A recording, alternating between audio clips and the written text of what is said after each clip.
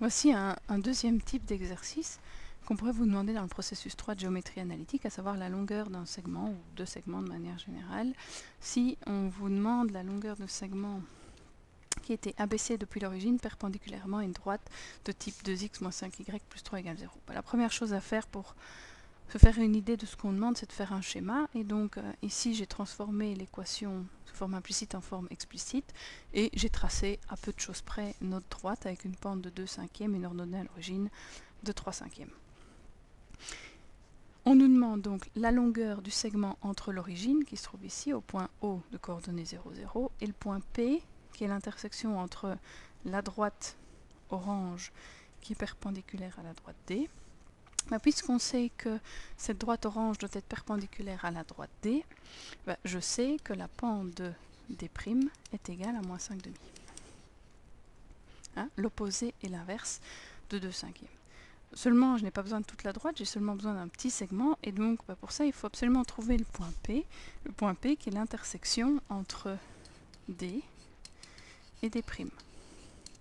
Qui dit intersection dit résolution d'un système. Donc on doit résoudre le système composé de la droite D 2/5 de x plus 3/5 et de la droite D' qui a pour équation y est égal à moins 5/2 de x, donc l'opposé et l'inverse.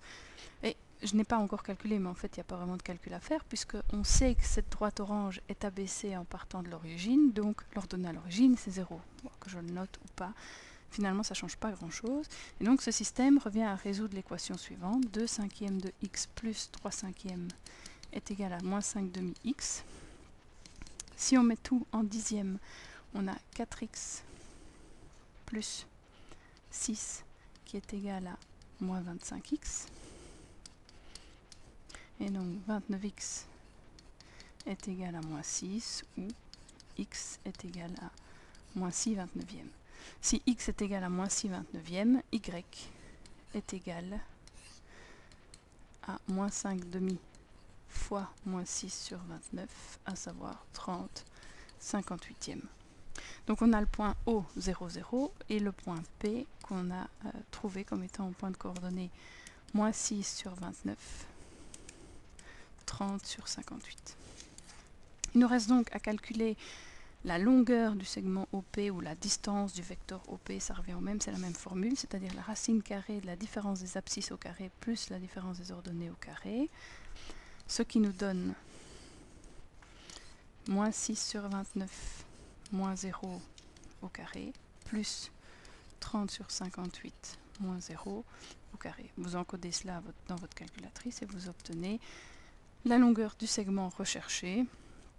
Alors ici on ne vous précisait pas d'unité de longueur, donc je vais juste mettre UL, mais évidemment si on vous précise que le repère étant une unité égale à 1 cm, 1 mètre, 1 km, vous adaptez votre unité de longueur à celle de votre énoncé.